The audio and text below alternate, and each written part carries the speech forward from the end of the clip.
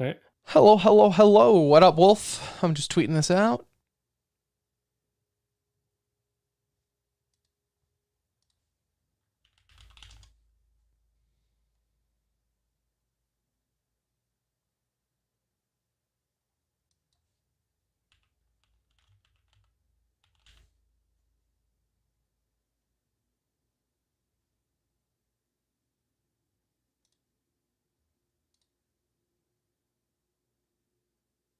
Oh, brother, a little longer to get ready for this show today. This looks like it's gonna be a long one. It probably will be on the longer side for sure. We got just a lot.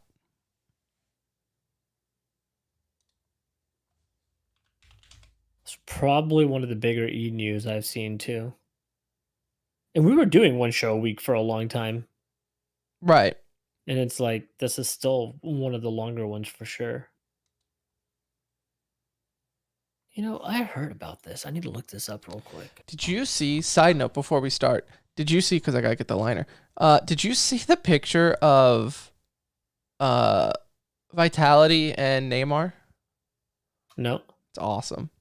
I think if you go to there, it's just Apex is chilling on Neymar's shoulder, like it's not Neymar. Like it's just like, bro, you have literally the third best soccer player in the world next to you, and he is just full on just big broing him. On Team Vitality's Twitter, I don't see it. I don't know where. I saw it on Twitter. I couldn't tell you from who.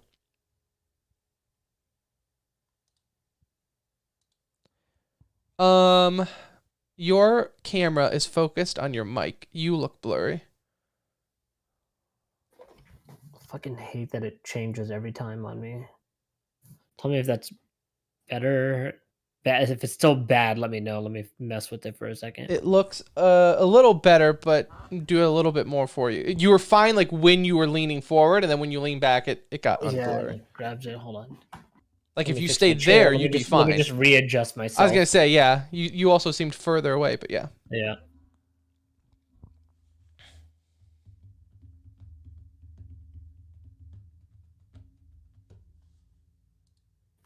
I'm glad that I can tell that I'm losing weight based off of how I look on stream.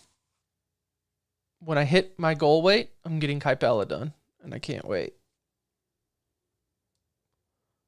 Kybella, do you know what Kybella is? I do not. It's like plastic surgery, but it's not, because it's not like surgery. It's you get like shots in your chin. It gets rid of your double chin. That I just even in my skinniest forms, I have always had a double chin. It's just the way my body is. I'm getting rid of this bitch.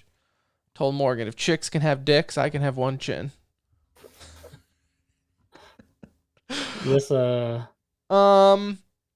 This game looks kind of crazy. Yeah, I'll probably try it just to see what it's like, honestly. What game? Noman mentioned Super People. No. We've done Super People. Have we? We didn't like it. That's the game we played with Brett. And we played it one night, and we were like, no, yeah. We're okay. That was that game? That was this game. Well, the trailer video looks pretty good again. The trailer video, I'm sure it looks cool. No, so we played it already, Wolf, and we did not. I knew it sounded familiar. I was like, the game sounds familiar. It looks cool, but you remember we played it like that night? I remember now. And then we were fighting over there by the water too. I remember I think we played one more time after that, and then we were like, no, fuck this. No. I'm not getting, no. It's not good enough for me to get suckered into it.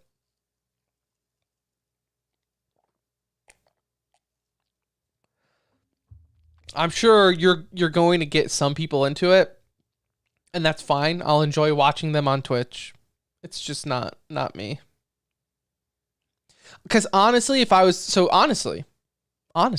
before we get in, just a little sidebar, this is what you get for coming to the stream. You don't get this on the podcast.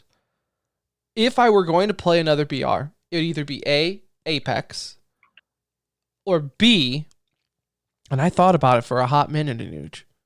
I almost downloaded Warzone. Almost. Corey downloaded it just the other day. Yeah, like I was just like, maybe it was just because like like Vanguard is dead and we're all just hyped for Modern Warfare 2 now. So I'm like, oh, maybe I'll get into Warzone. And then I was like, no, I really don't care. Like I really gotta wait for it. But We're close to Warzone 2. I'm just gonna wait for Warzone 2 and then I'll jump in that's there. right. Like I don't want to get used to that Warzone and then all of a sudden Warzone 2 would be a little different. So I was like, no, I'll it's just like wait. we're not that far away. Right. So especially if nothing carries over, it's like I don't want to put in the grind to get stuff. And now just wait. You're gonna start seeing so much stuff come out like regarding Modern Warfare 2 that you're gonna get all like stoked and hyped for that. You know? Right. But I was because I don't play BR games seriously at all. So if I'm going to play one, it's just going to play. I just want to play a popular one and not one that I necessarily have to think. And Super People, I remember having to think. I remember Super People. It's the dumbest name for a game, but I remember like actually having to kind of think about, because it's like you had like heroes or champs, and then it was not just like a brain dead thing. I do remember that. So, but all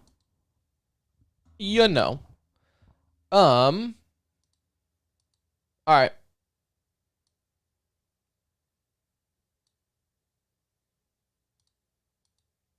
You ready? Yep, I'm ready. I don't know why. Every time I open up Audition, it's set up different, and I don't know why. Let me just move this closer.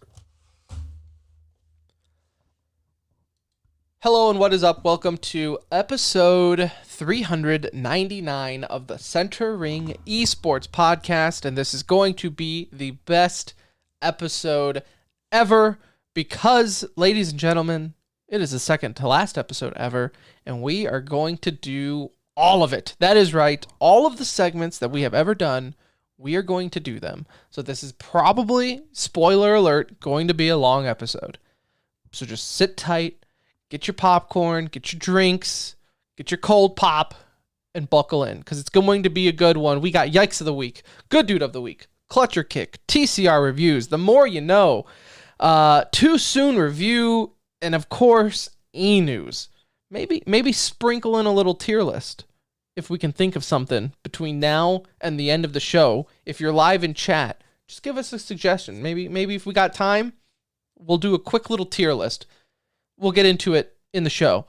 But that's it. This show is sponsored by our wives for allowing us to do this for so many years, for 399 episodes, allowing us to waste time with all of you.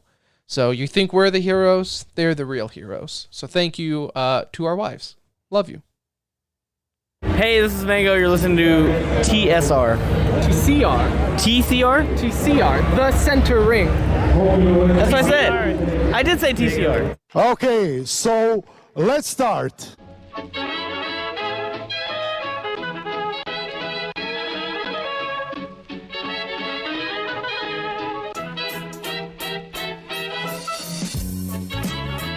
Hello, everybody. Hello, and welcome back to another edition of the Center Ring, aka TSR. No, TCR. And this is going to be the best episode ever. This is episode 399, coming to you live and or pre-recorded from an undisclosed location. The date is 8/15/2022. The time is 9:37 p.m. Central Time. Go ahead and follow us on Twitter at The Center Ring. Join our Discord if you care. Come play games with us. And if you're listening on iTunes, Spotify, whatever. Like it, leave a review, say nice words, whatever you want. My name is Tim. I will be your captain for this journey into esports. And alongside me, as always, is my best friend, my brown friend. It's Anuj. What's up? Still the best liner till this day, is it not? I mean, it's still so funny. I hear it knowing exactly what's coming, and it still puts a smile on my face because he did not say TCR. Not even close. It's not even close. Not even close. And he was so drunk confident. And the best part is like, you can tell he's had a few. right? Like you could Oh, tell yeah. it's Mango. He's feeling it at this point. That was DreamHack Austin. God, I don't know, 2016 maybe. Right before a second round matchup. And No, I'm kidding. like you think, yeah, no, because that would mean it was later in the day. No. This Yeah, was yeah. like at 11 o'clock in the morning. The dude was already walking around with, I can only imagine, his third tall boy. And what a saint. Seriously. I love Mango. I really, really, truly do love Mango. Just Retired, unretired, like Brett Favring us. Like, what's going on here? Because I just saw that he won an event. he's What's going on? esports retired. We know how that works in esports. Yeah. You You guys get might, invited to Australia and you go. yeah, you get a little kick in your step again. Yeah, you guys might not see me for a while. 2 weeks later, hey, I'm back. I took a break. So, you know what though? Yeah. If Mango's doing that, that's okay.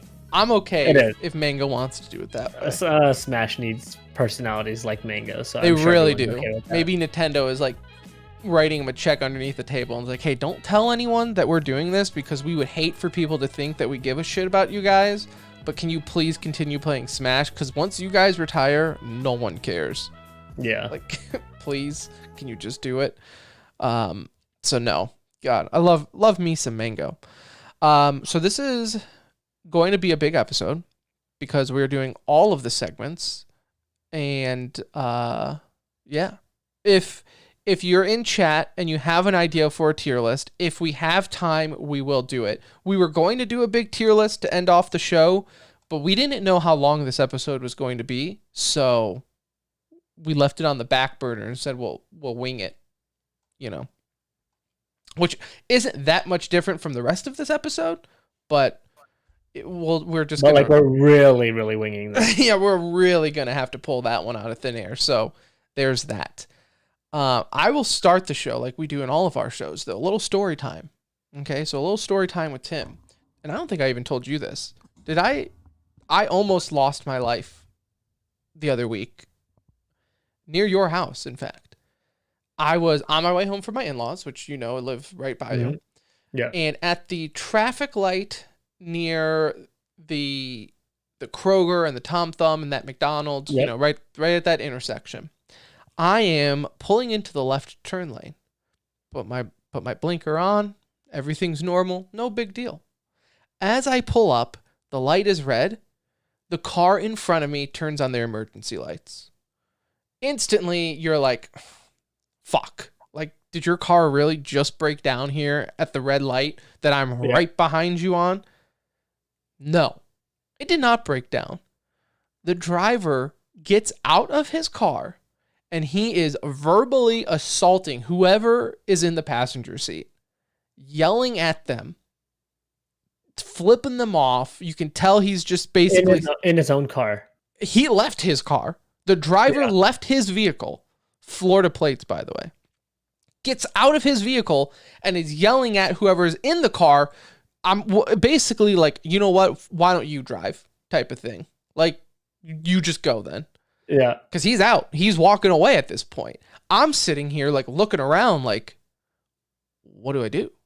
Like, this is awkward because I'm right behind you. It's a red light.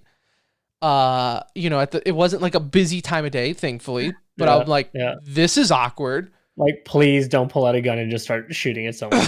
Yeah, like, you know, nowadays.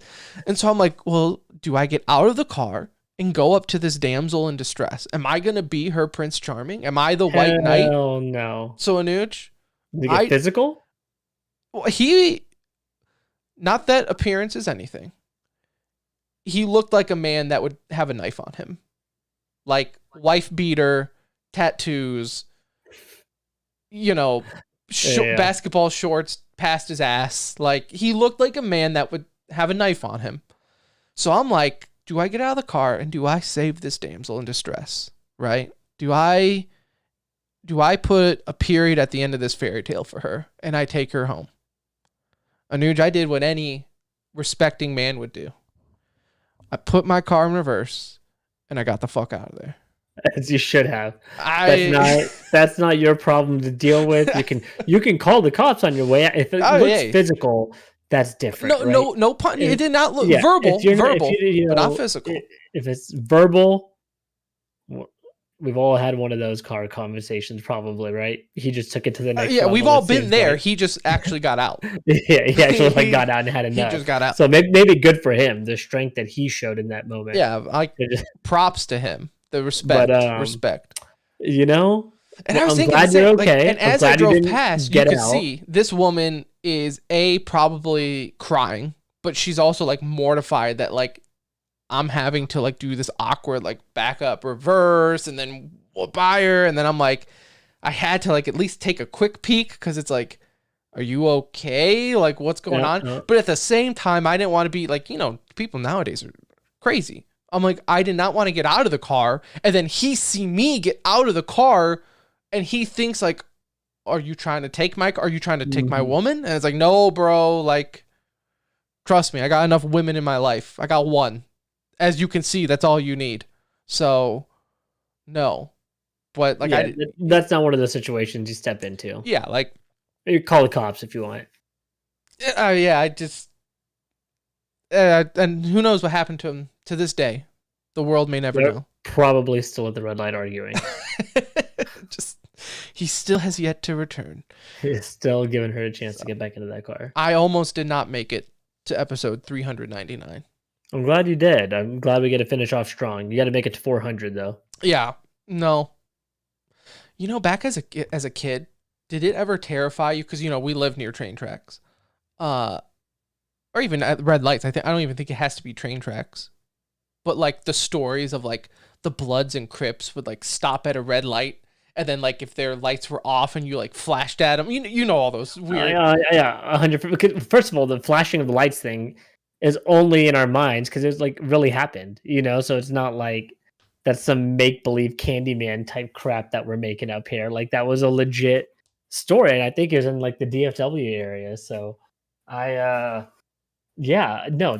like that was always in the back of our mind, even though we don't live in that kind of area in general. Like it would never happen. Like I grew up in suburban Keller where back then the population was 98% white people.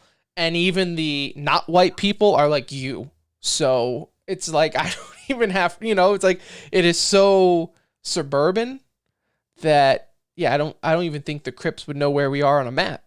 But as a kid, I just remember like, did that guy just flash his lights at us? Like, are we about to die? Are we about to get shot? Like, should we like peel out? Like, what's going on here?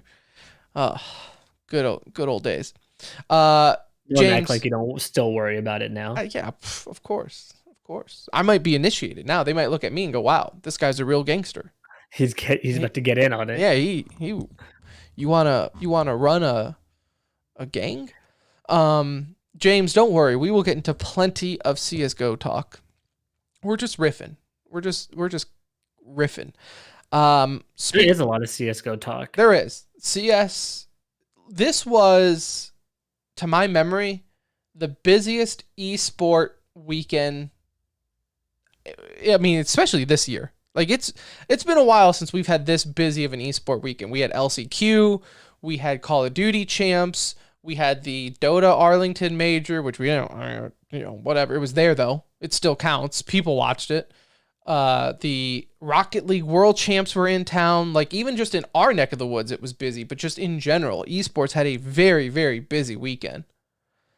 Well, I guess not champs happened last weekend, but all the free agents. I was going to say something, but I knew what you were saying. Yeah, it's just busy. Like, it's all, the champs fallout. How about that? So, and we are a TCR gang, Tim. I like that. We're our own gang. What's our is that our hand? We just make a circle. Let's just do the blood sign. That was like cool back in the day. My fingers are too fat to do the blood sign. It never looked right. It looked like if you wrote blood and then smudged it with your hands, but see it? It looks good. Looks good. I can phase up. That's what we should do. Twist taught me how to phase up. Let's just take that. It's easy. People know it, and we'll always think everyone's with us. That's right. We'll do it with our other hand. But just do this. All right, let's get into yikes of the week. because we got some to get to, and then we'll get into good dudes and clutch. And like I said, we're talking about everything. We're doing everything. Yikes of the week. Our first yikes comes from Overwatch, which I feel like has kept its way out of yikes of the week for a while now. And that's either because they're so not on our radar that we just don't even pay attention to Overwatch League at this point, which is weird to say because I used to be obsessed with it. But Anuj. NYXL. They did the biggest faux pas in all of sports as they tweeted out that one of their players got cut. Now, the issue with this is they failed to tell the player before anything. And the player just quote retweets it with like a question mark. Like, what? Like, what do you mean I got cut? And then to make matters worse, because at that point, own it. If you're NYXL, own it. Say, just text them like, you didn't remember our conversation? Pretty sure we told you were cut. No, they deleted the tweet. Which tried to. Like at that point, it's out there. Just own up. The fact that he had quote retweeted it probably shouldn't delete the tweet at that point because it was true. Like he was being cut. It's not like the team made a mistake in putting that tweet out there. And that made the worst thing is because when they deleted the tweet, people were like, "Oh, well, maybe they just make that tweet for all of their players and that one accidentally got tweeted out, or maybe they're not cutting them and they, whatever." But like, no, you're cutting them now. Like, like this is it. Now you got to move on. The train has left the station. Terribly sad for the player. That's unfortunate. What a crappy way to find out. And obviously, the org's gonna take a hit in terms of PR. Like the damage is already done. I feel bad for the social media people getting blasted in this because they were just like, what were they supposed to do? They're just given a, hey, tweet this information, maybe with the timeline. I'm sure they got the timeline right. Like I doubt they probably just weren't given one, right? And it's just unfortunate because as a player, like we tried to talk about professionalism and how we'd like the players to be more professional, and then an org makes a mistake as big as this. Like this is a pretty big mistake. It's kind of lucky that it's happening in Overwatch League and not right. like Call of Duty, where imagine the fan base that would tear you apart. Like you could never live it like down that. on those. Yeah. So, crappy. And you feel bad for him, but he is a free agent now, so hopefully he can find a new home. Could get picked up. I'll take this next one here, so you can take the last one. Okay. We know this feeling living in Texas, where every once in a while you can't even game because it's just too damn hot. Well, that's what the players of Rainbow Six Berlin Major are having to experience in Nuge, as some of them are having to play in the arena or in the venue without AC.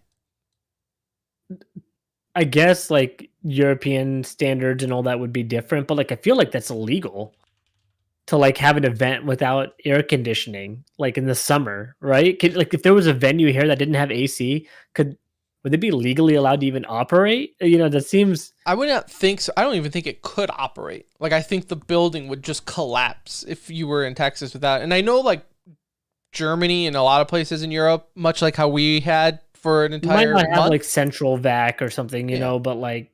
And I know they are dealing with, like, a historical heat wave over there, too, so that just adds on top of how shitty this is.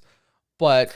Is it a power outage, or the facility doesn't have, like... I'm assuming it's like probably like some, because like I said, it is a heat wave over there, so I'm assuming it's some like because they have electricity power issue going on, right? Like if you can have if you have computers and everything, that sucks. Yeah, that's just rough. This is the major, right? You don't want to be playing an uncomfortable, like just like when we're at DreamHack, right? If you're too cold, for example, and your hands are like last time frozen, yeah. I mean, it's like it's not a fun feeling, And I would think if you're hot, you're sweaty, you're sticky, you are also in a highly tense situation, which is probably also causing a little bit more sweat. You're on stage, bro. It's awful. I mean, we've we've all been there in our home office, right? Our home, wherever you game at, you have been in a spot where it just gets so hot and so moist, like you just.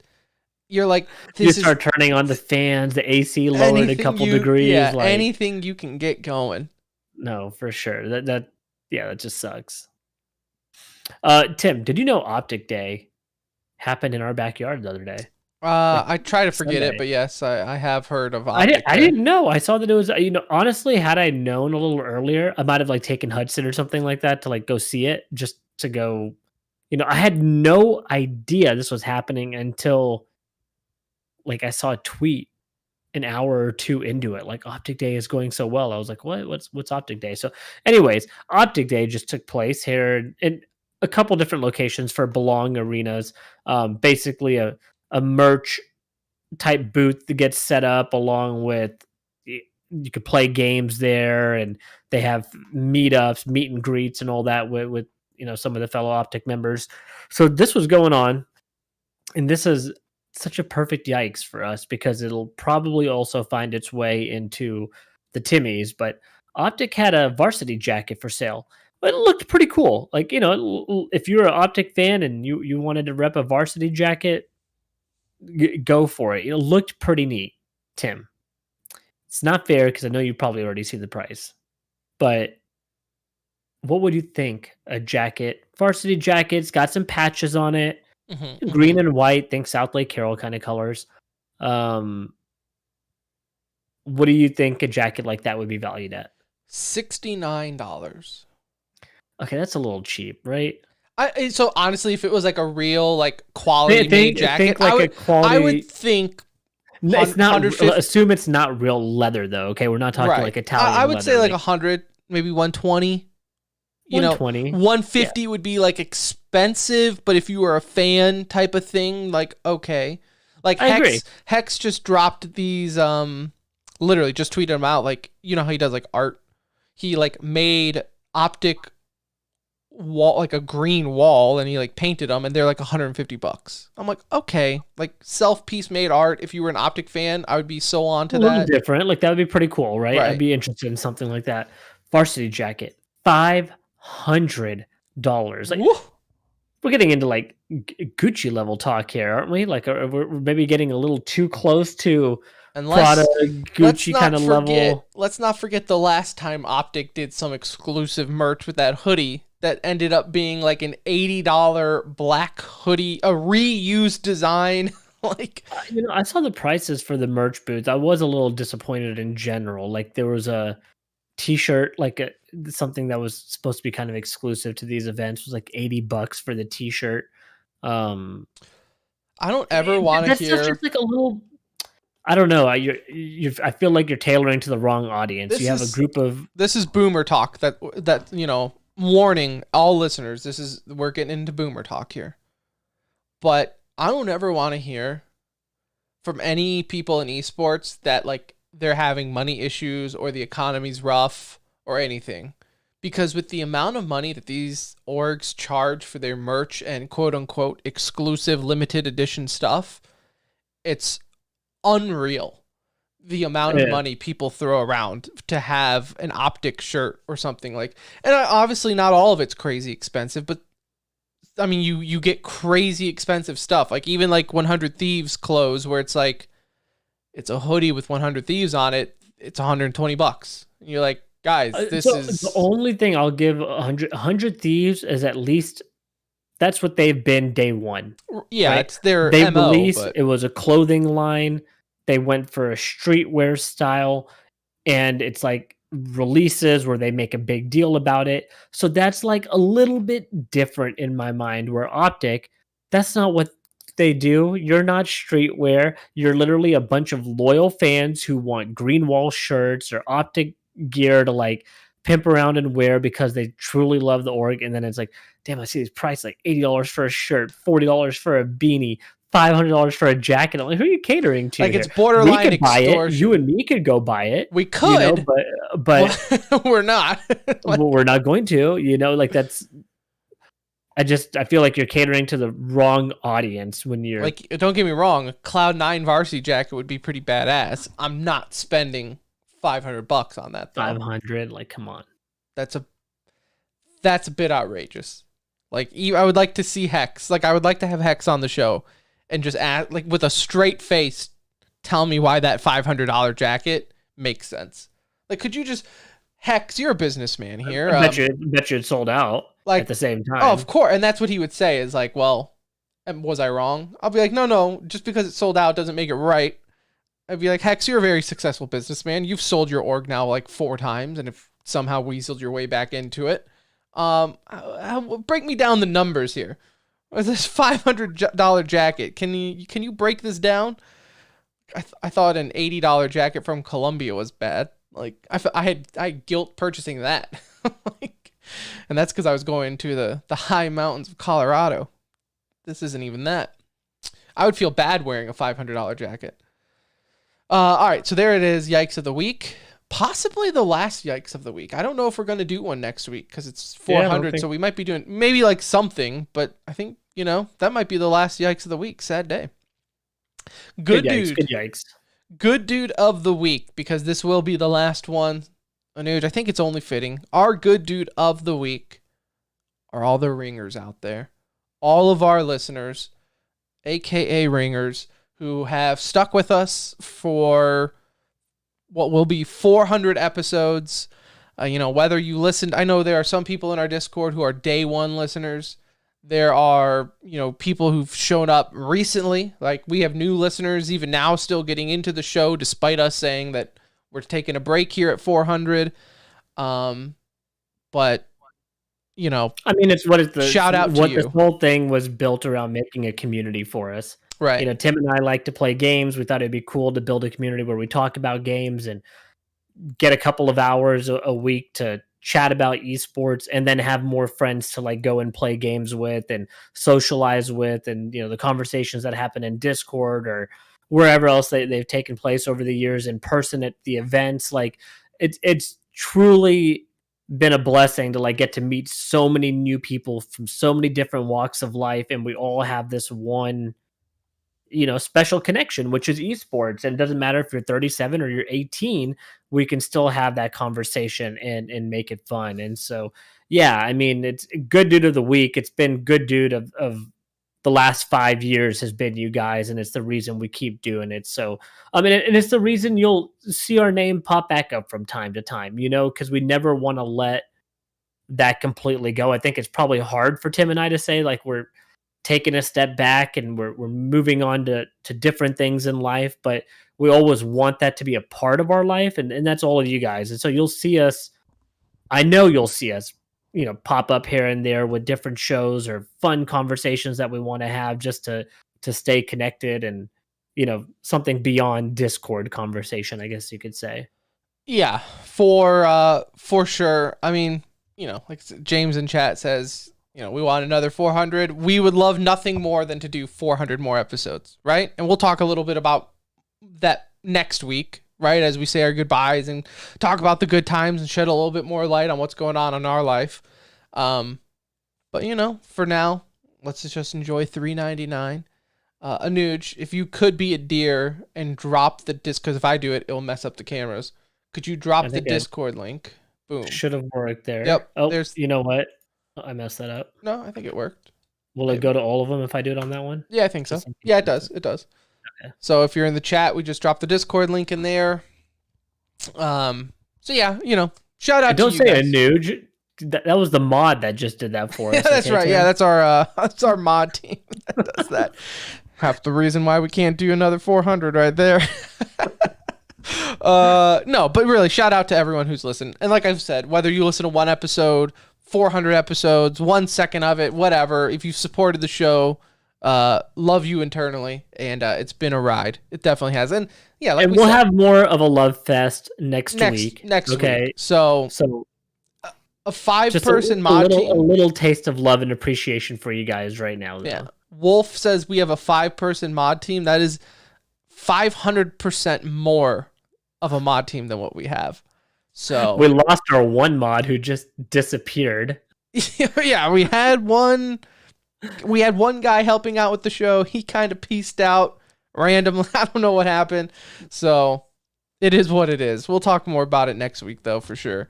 And yeah, like I said, we'll be back. We're always in Discord. We're not going. Me and Anuj aren't going anywhere as far as like gaming and online goes. We will still be here. We will still game.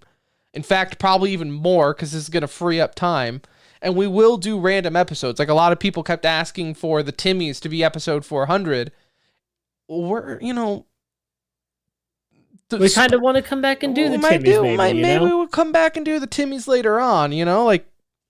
Like give us an excuse, give us a reason to come back. So there's that.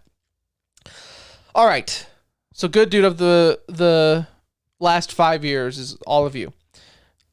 Clutch or kick? This is everyone's favorite game show, Anuj. It is where you and I take some news stories of the week and let the listeners know if they should clutch it or kick it. So here's the first one. Shroud returning full-time competitive play. Of course, he signed with Sentinels for the LCQ. They did not make it through, but despite that, he still had fun. He said it felt exactly like what it was 4 years ago, which he's not wrong because he lost. So it is exactly like what it was 4 years ago for him. He says he has the drive to continue. He wants to come back. He thinks part of the reason that the Sentinels didn't go is because they just had the lack of practice. Now, Shroud obviously doesn't listen to the podcast because he would know that means Sentinels haven't been practicing for like the last year.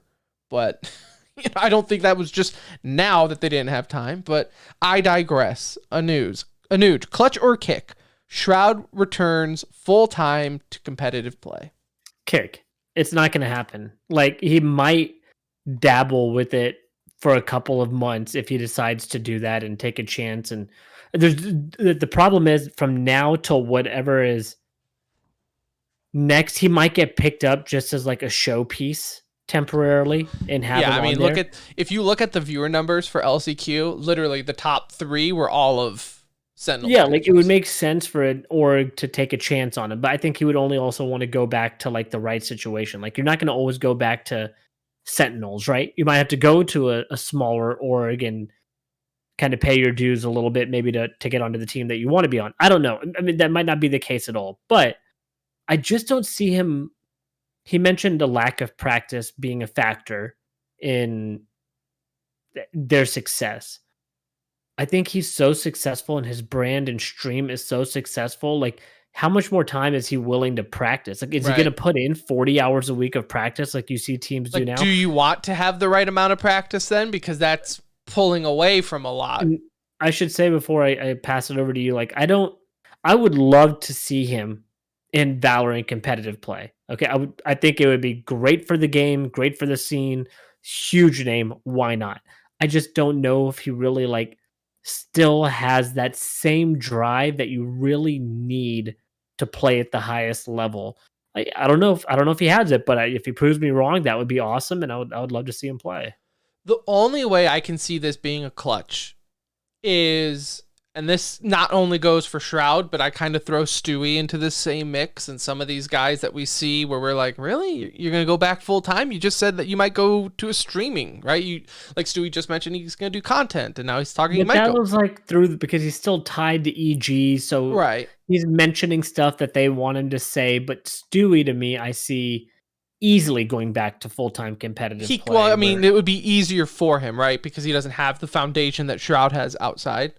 But the only way I can clutch this is I could almost see him doing it on a not partnered team, because they're not playing full time at that point. Like if you're not on a partnered team, I highly doubt the expectation is you're playing full time, because those orgs just are not going to pay you full time money when they're not getting full time exposure. So if he can kind of play on that and still be like, hey, this still scratches my competitive itch. I can still do my streaming and stuff. And then when it comes down to tournament time, I'll switch gears and focus on Valorant more competitively. I could see that. I really don't see him coming back full time and sticking with it. I just don't see his ego allowing him to play tier 2 level. I just don't see his ego allowing him to do that. Unless it's a built like a stream team That's where what I it's like mean, all right? friends, Like but just like then the you can't say it's expectations. competitive, right? Like then if we're saying that's competitive, okay, like sure, I Right. guess It there's just depends on scrimming what and stuff these like tier that, 2, but like this, it just depends on what these tournaments outside of the franchise league is going to look like, right? Because like you said, probably though, not much. it might be worth an org to sign Shroud and be like, look, dude, we are going to take it serious, but we're not going to take it full-time serious, so it still gives you the leeway.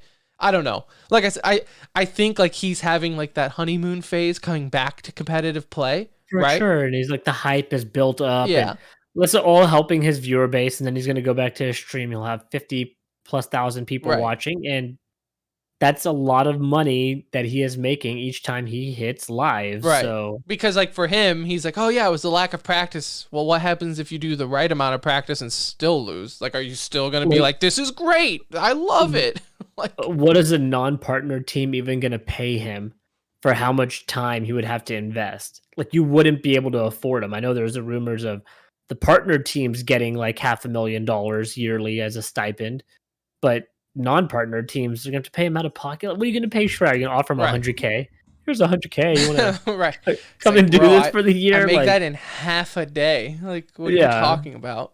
he tweets one Logitech Shroud keyboard, and all of a sudden he's made $500,000 that day, probably. I don't, if it happens, if he comes back, I think it will be under very unique circumstances. I don't see him, and if he does come back full time, it's going to be for like one more go at an event, and then he's going to be like, I'm not going to do this. Like he would have to see, I think, success wherever he gives this another go at to even have the thought of, giving this a real go. Right. All right, next clutch or kick. Get right, Forest, and Freiburg. Did your pants just move a little? What you just say it one more time. Whisper it. Get right, Forest, and Freiburg. Back together again as they sign with Doom to play in the IEM Road to Rio Open Qualies. What is your clutch or kick here? What is your question? Clutch or kick? What do you think? Like, I will say this. I'm gonna let me go first Okay, again. go, Okay, I'm go. gonna just go first again. There Clutch is or no kick, reason what for do you you to think like. when This you should say be a this? short segment. This is a clutch for anybody that likes Counter Strike. This is a beautiful thing to see them coming back and competing. Expectations are nil. If they do something, none. great, but it's absolutely like no Get Right's playing Valorant half the time now too. Like they're not sitting there grinding CS. It is just awesome to see them competing, and if things go really well, maybe they make it to the next round of qualifiers, but they're not going to do anything beyond that, and it's still the best thing ever to see it happening. So this is like, what a fanboy of Shrouds was probably feeling when he said he's coming back. Like, I would gladly you clutch this for the feel good vibes alone, because this would be like if A-Rod and Jeter, and who is the pitcher? You're talking about the Sandman. Closer. Yeah, the Sandman. I remember his nickname. Mariano Rivera. Yeah, there you go. Yeah. If James is still here, he would know that. It would be like if they announced that they were going to like do like some pickup softball league or something. Like these are Backstreet Boys reunion tour. Right, Tim. like, this is the Beatles getting back together. This is the expectations are low. Like this is, and I know this like makes news, and people, and esports is weird like this, and it's just the nature of the beast, where you hear this news and you see the headline, and people instantly think, oh, they're back to take it serious. Pump the brake. I think this is just the boys getting back together, and this is how they do it. Like, they don't know how, like, to them, playing in an open qualifiers is about as casual as they can take it right now. You know, like, this is just the boys getting back together. And, like I said, if something happens and they make it to a second qualifier, it's all good, whatever the outcome is here. There's there's no negative outcome to this. Even if they don't win a game and get stomped 16-8 and 16-10 in their games respectively, and it doesn't go anywhere, it doesn't matter. Like you're getting to watch them play. You probably won't get this again. Maybe if they want to run it back just for fun again, but like it's either way, it's rare. So you enjoy it for what it is, and just appreciate them playing together and seeing Get Right in the server. I'm super stoked for What's it. Exist doing nowadays? Surely he can tag along. Isn't he coaching? I don't know what he's doing I don't- actually. Take that Nothing back. important. Nothing important. Last clutch or kick here. Anu, just a big day coming up. I think it's actually conveniently enough next Sunday. So It is the day before our last show. the day before our last show. And honestly, if it were like on a Tuesday, we'd probably do our last show on a Wednesday just for the sake to talk about this. But CS's 10-year, and I say CS's, it's CSGO's, right? Mhm. Boy, CSGO is 10 years old. Holy shit. Crazy, right? That Well, is insane. It's insane. CSGO turns 10 on Sunday, and their big 10-year update is them. Clutch or kick, is this going to be a bust? I'll go first. Go ahead. I've been down this road before. I've been hurt before. You know, I was told the promises saying, no, it's going to be different this time. You know, I love you. You know, I won't hurt you again. You know, Tim, please come back. And I always Get back do. in the car. Get back in the car. Get back in the car. Just come on. Don't talk to that guy driving by you. You know, come on. I'm not falling for it again. I'm not saying this is going to be a bust. I'm just saying I am going in with less than no expectations. I am fully expecting some stupid event with some stupid hat on a chicken, and that's all we get. Okay, let me tell you what my expectation. This is what I think we're getting. There's a difference between what I think we're getting and what I want to get. What I think we will get is 2 maps. I do think they will add 2 maps into To map the competitive pool. to the competitive pool, or some sort of variation of adding maps that we want into the competitive pool. Okay, so let me say that they may just add a couple more maps into the competitive pool. Whether it's Tuscan, I think Tuscan will be one of them, considering its timing of completion is rather interesting. So I think we'll get 2 maps. I think we will get an operation. Timing kind of makes a little bit of sense. I think we'll get an operation. Obviously, skins, right?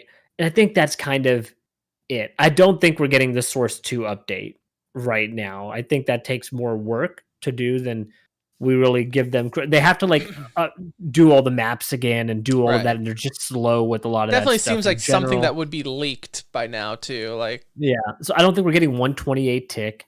I don't think we're getting Source 2.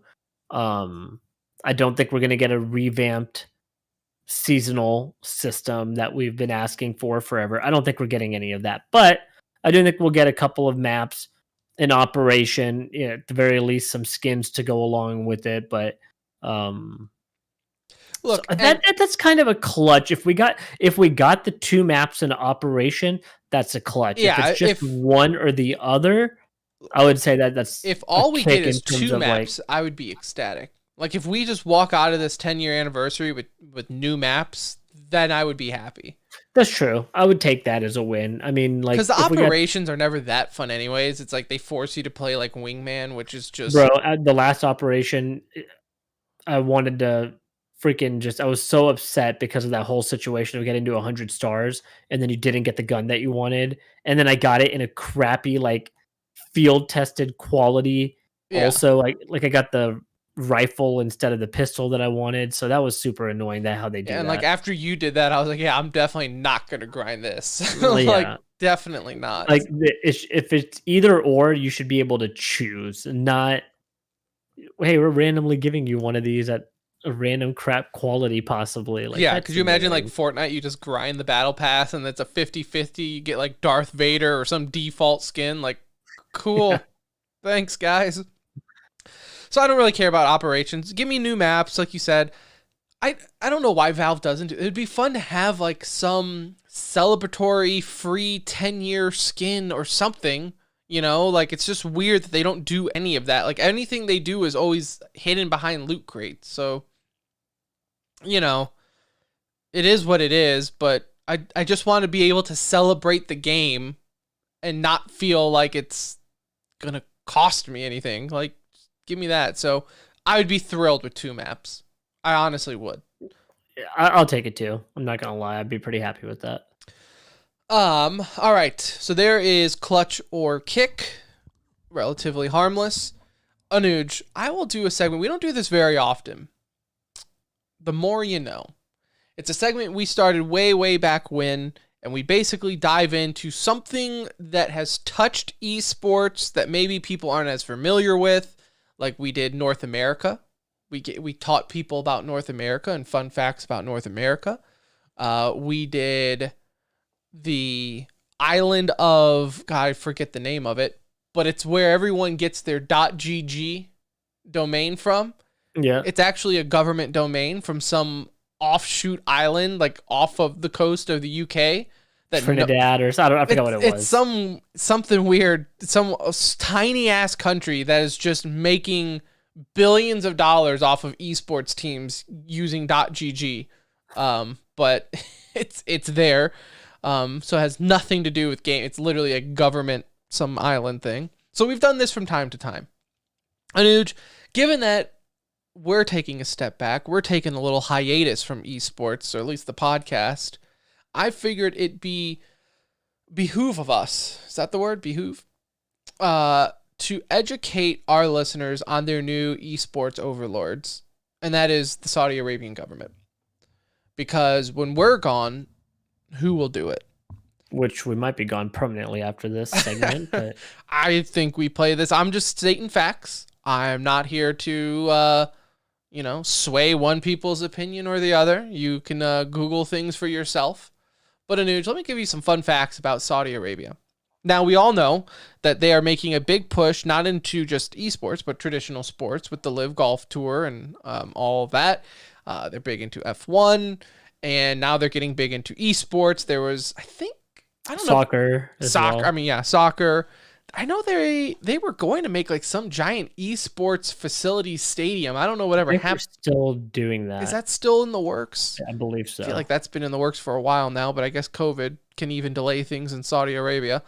So they're doing a big stadium over there, I think it's like an esports resort almost. Obviously partnered with Blast a few times now, but they're finally getting a Blast tournament over there. The government owns ESL, which is ESL, Faceit, DreamHack, all of that. So whether you like it or not, Saudi Arabia is involved with esports. They are. They're there. You can't do much about it at this point. So here are some fun facts about your new esports overlords. Prince Mohammed bin Salman. Yeah. Salman. MBS. I honestly tried getting him on the show one time. I tweeted it. I don't know if he has like a PR team. I couldn't find anything.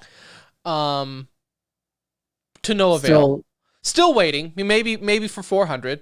That would be probably get him before Hex, honestly. Listen, at this point, probably. I think I have talked less shit about the Prince of Saudi Arabia than I have of Hex. So doesn't bode well to get Hex on. One of them is an old fun, and then the other one is Hex. Yeah, one is an egotistical maniac, and then the other one's a prince.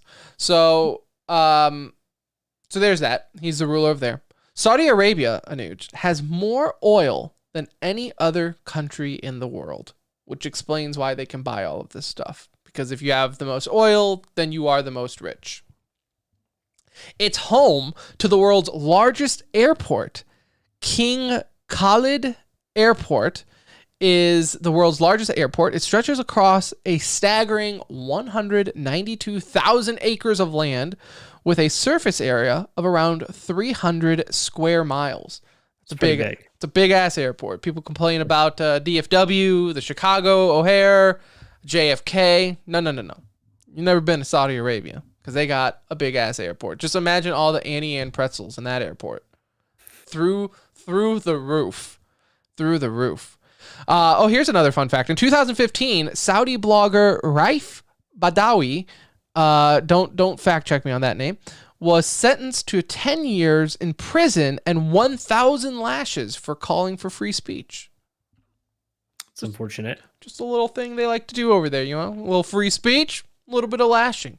No big deal. They also, while you're saying the blogger, also killed Jamal Khashoggi. Allegedly. Allegedly. Show me the tapes. They have the tapes. Allegedly. Yeah, Photoshop, kids, what they can do on their phones nowadays. Tape of him walking out and then tape of bags coming out separately. I don't know. Allegedly. He just disappeared in the building. It's so big. He just got lost. Have you seen the airport? It's huge. I mean, buildings are so big here in Saudi Arabia. You just get not funny. Okay, not funny. Tim. Not a joke. Serious. Not a joke. Women in Saudi Arabia, normally a hot topic there. Now, on the surface level, I'm looking up fun facts for Saudi Arabia, Nuge. On the surface level, women don't have it all bad there. Hear me out, okay? They can't drive, so they have to get driven everywhere. It's kind of nice. Kind of like a chauffeur, like you're rich. You just get people to drive you everywhere. One time, a Starbucks was under construction, and the wall to separate the men and women's side had to be taken down. So women were not allowed in the building, so they had to send the man in to get their drinks.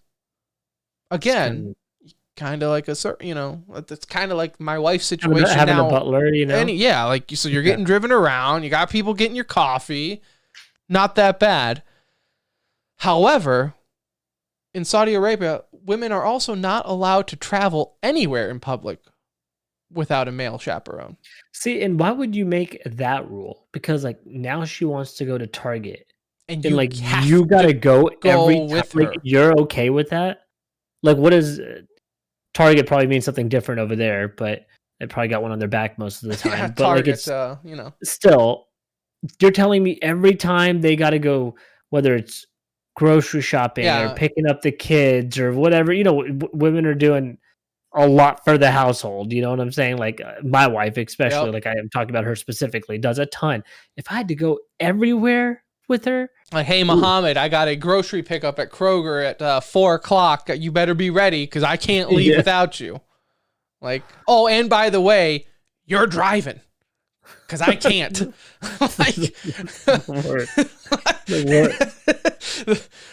The men in Saudi Arabia have this shit backwards, is what we're figuring out. They really didn't think this through. You did not think of this women oppression shit very well. You kind of played yourself here. The women can't drive, they can't go into buildings, and they can't go anywhere without you. So you got to do everything. Right. And there are no changing rooms in Saudi Arabia, so they don't want women to undress. So they're buying everything blind. They are not trying on any clothes from these stores either. So now they're buying 2 pairs of pants because one might fit, and then you got to make the trip back to the store to return the pants that don't fit? You always got to go make an extra stop to return. I don't know. That seems backwards. I feel maybe we're missing something. Keep going. I'm sure it gets better, right, Tim? It doesn't help that 2/3, now this stat might also be skewed based off the last one. 2/3 of Saudi Arabia's population is under 35. The mean age is 30. According to recent reports, 30.3% of the population is aged under 14, and 34% is aged between 15 and 35, and around 51% of the youths are male. But how would you know that if all your women have to stay home? You're looking around Saudi Arabia and you're like, shit, how do you even pick someone up? Because any woman you see is already with a dude. Oh, yeah. Tinder. Just OnlyFans is just blowing up in Saudi Arabia right now because all these women just can't leave the house. So, it's a young happening country. It's like the A young progressive country. it's like the Colorado of the Middle East. I don't even know. Is Saudi Arabia in the Middle East? It is. Is it Africa? No. Is it Middle East? Yes. Over there? It is. Somewhere over Yeah. there? Yeah. Northern upper. Over somewhere. I could, if you give me like 10 guesses, I could get in the ballpark on a map.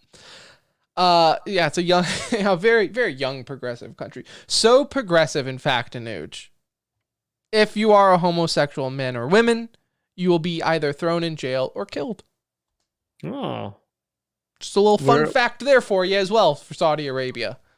Based on recent changes around here, it almost feels like, we might be headed back that direction. We're taking a couple steps backwards over here. Yeah. But at least we can still stay at home while our wives go shopping. So it's a give and take, really. It's a give and take here. There, you don't get a choice. So, what I'm trying to say here is and this is like fairly tame. This is you've left it relative. Like, yes, you've mentioned some of the key points, but there's a lot of innocence killed. When I say if you're homosexual, you might be killed, what I mean is the prince will get his team of alleged assassins, again alleged, and like hunt you down. Like, it's not even like you go to trial, or no, it's like you get taken to the soccer stadium and executed, basically. Yeah. If you commit a crime there, one of the punishments is like stoned. Like, you will get stoned to death still. Like, it's what I'm saying there is, for all you people who are going to travel there for esports, just look up the rules, okay? And follow those rules. Don't be like, man, this country's so young and hip. It's like all these kids are like 15 years old over here. They're probably so progressive. No, that's not the case. That's not how it works. And if you see a woman at the bar, for the love of God, do not approach her, because her man is somewhere. He's somewhere there. So, not happening.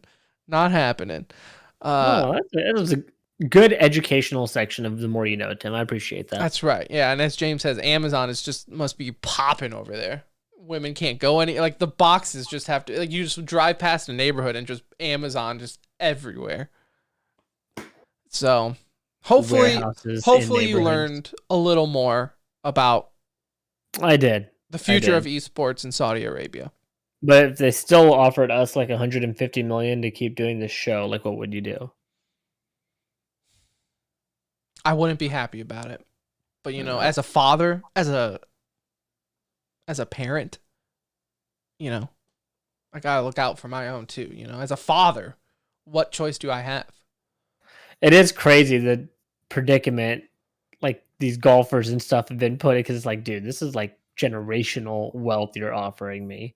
Yeah, you're offering me like 150 mil, bro.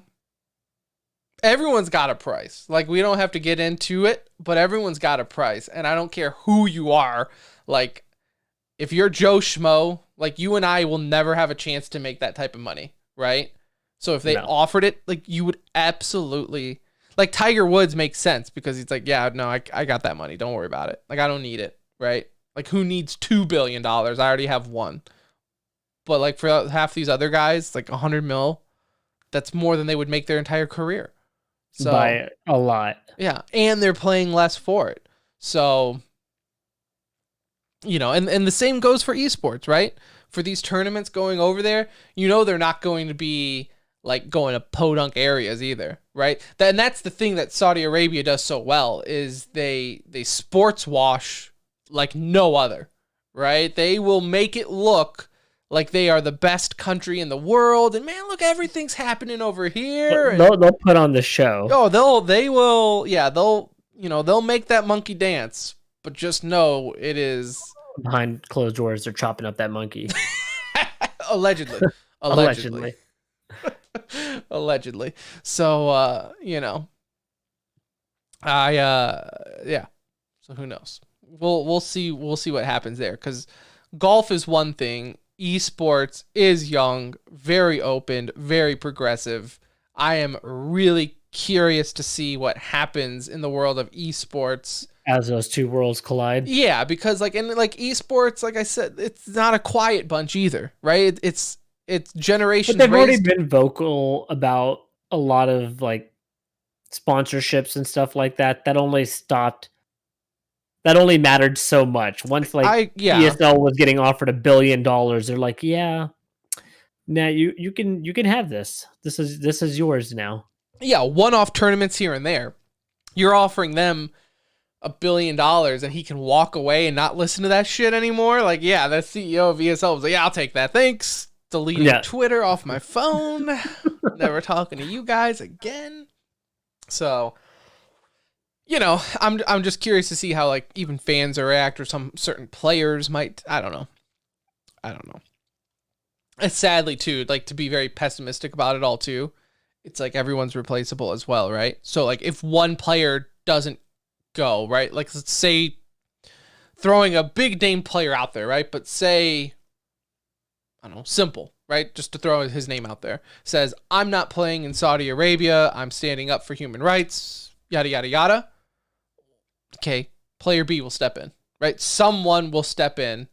Simple will not play. I think it just depends on the ripple effect that somebody like Simple would have if he did that. Like, then it's like, it just depends on how controlling they get, right? Like, if Saudi Arabia controls ESL, and then like, who's to say like, well, then you're not playing in these other tournaments in other countries that are sponsored by us, and then all of a sudden Simple's like, oh shit, that's like 70% of our bracket. Yeah, like that's like half of my stuff here. Yeah, I'll play. I won't like it, but I'll play. Like, okay.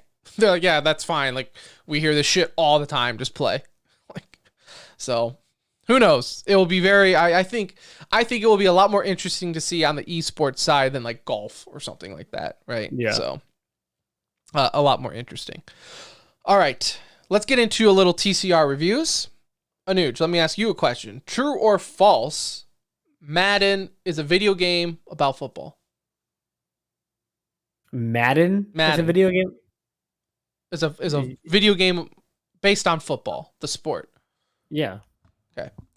True or false, Madden does have esports tournaments? True. Okay. So one could say football is just like a real life esports. Therefore, Hard Knocks is about esports. Therefore, we're going to talk about Hard Knocks on the esports podcast. See how we did that? I see how you brought us around. I feel like that was unnecessary. See how we did that? No, because now people are like, oh shit. But we're here, and look, this is your favorite team. Like, it's okay. It's okay. You could say that too. Like, this is your baby. Yeah. And you've been waiting for that. You wouldn't come and play with me that night. I asked you to let's get outside and go do something that night. And you're like, hold on. I got chicken wings coming to the house. I got your Mountain Dew Fanta, whatever you had there. Blue Kool-Aid. There you go. Blue Kool-Aid. And you were ready. And I appreciate that. That's all right. We can talk about this for a brief moment. It was a moment. So Hard Knocks, for those who don't know, Hard Knocks on HBO, they've been doing it forever. But they follow one football team, NFL team, around for the preseason. And it's a full behind closed doors. They show their practice, the meetings, the games, everything, right? And player interviews. A lot of behind the scenes. I mean, think of like Drive to Survive, or, you know, they do something on Amazon. For a lot. They're now. Hard Knocks kind of started it, but you see them all, you know, they do it now. Amazon does something too. And they've done like soccer and things like that. But this year, it's the Detroit Lions. And for those listeners of the show, know that I am from Detroit. I'm a Lions diehard, love them. So this year it is Hard Knocks, and super excited. You know, much like you said, it is funny because everyone knows I'm a Lions fan. And as a Lions fan, people always take pity on you. It's like I have friends like texting me and people at work being like, man, Tim, I'm super excited for you.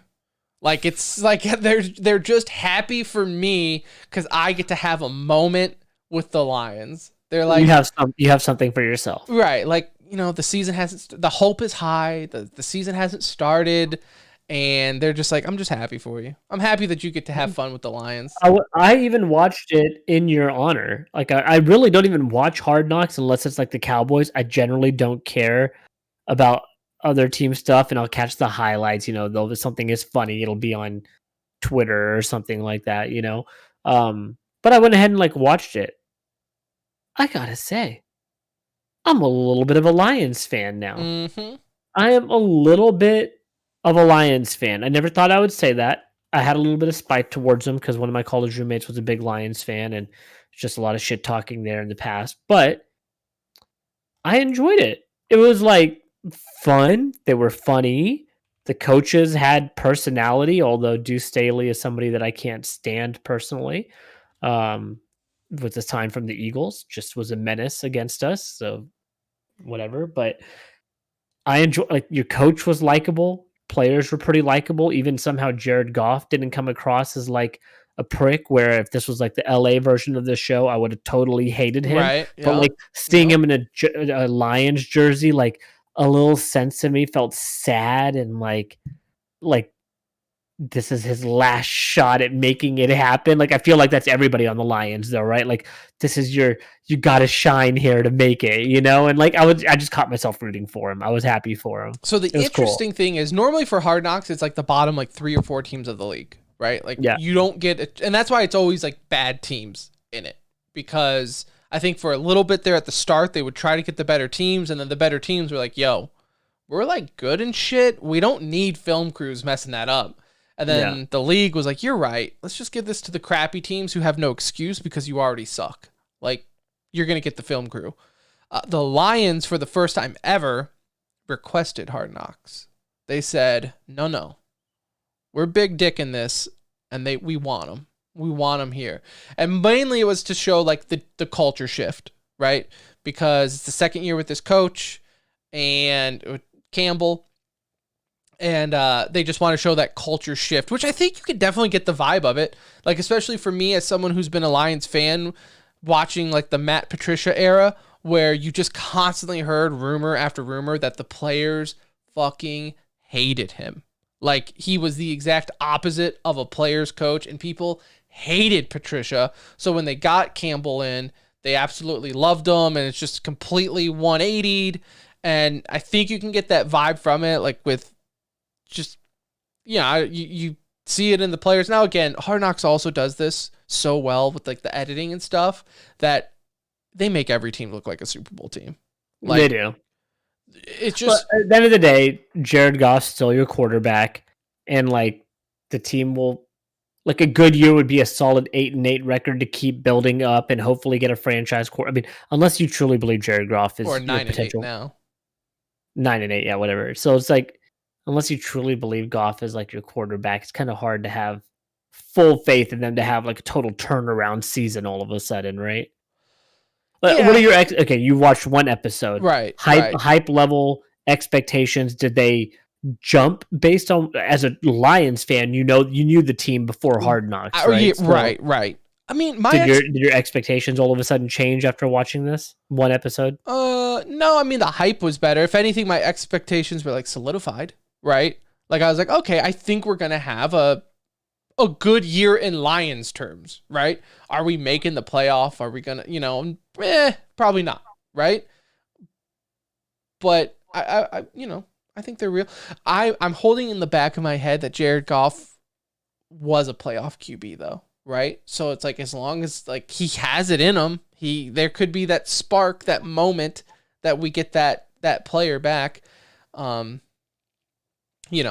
I think more so for me, it's with guys like Aiden Hutchinson, their rookie player, that dude, even after this last preseason, I can't wait to watch tomorrow's episode, because it's going to be that preseason game that we just watched. And he did well. And he's rookie of the week and everything like that. So, I'm more so just catching myself, the running back. I liked him, seeing his big anime emotion.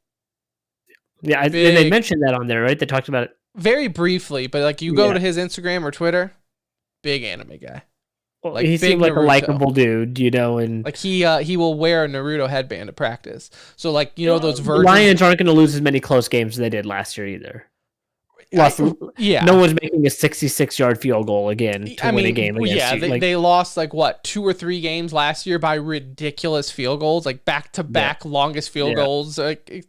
yeah, I mean, that shit just can only happen to the Lions. So, look, expectations to me is like we're going to have a better year than last year. And that's all you can ask for, right? I think their over was 6.5 prior to Hard Knocks. I don't know what it is now, right? After Hard Knocks, probably like 11. Yeah. So I would They say, became a fan favorite pretty quickly. right. And they've always been likable because they've always been bad. Like, there's never been That's a the reason to thing, be right? like, Nobody's oh, ever been scared of the Lions. no right? one's They like, don't- fuck the Lions, man. The Those thing guys is, are most jerks. fan bases have that one team that brings up bad memories, right? Like something happened against that team and they knocked Right. you out somewhere important, whatever it No may have one been. has Like that with not, the Lions. not many people have that No. about the Lions. Yeah, like James says 7-10. 7-10 is like, I could see 7-10. Respectable. Yeah, I could Respectable. I could see 7-10. You know, it's difficult to like predict the second year of a head coach, and you got new guys, and you know, again, it's also the Lions. You just never know. But Well, I want to keep watching. It Right. was fun. It was entertaining. because it's like for how everyone's saying like, oh yeah, your coaching staff has like 80 years of experience. Pfft, okay, like I don't like what. Oh, Belichick has 50 on his own. So. Yeah, like we had Matt Patricia, which was like everyone was like, "Oh man, Belichick's right hand man on defense," and he did nothing on defense. So it's like it's all just paper talk, right? It's like it's fun facts and numbers, and it's like whatever. But you know, Hard Knocks does it. It gets you hyped. It makes you, if anything, Hard Knocks just makes you a believer. That's for sure.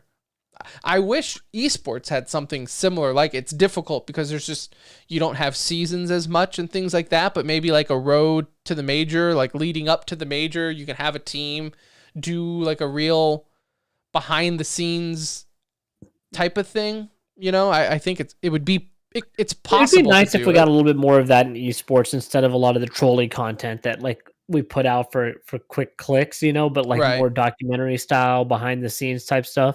Like that would be great. I would love to see orgs do that. I don't know if we'll get that, but I know for a Um, hot minute, Alt RIP.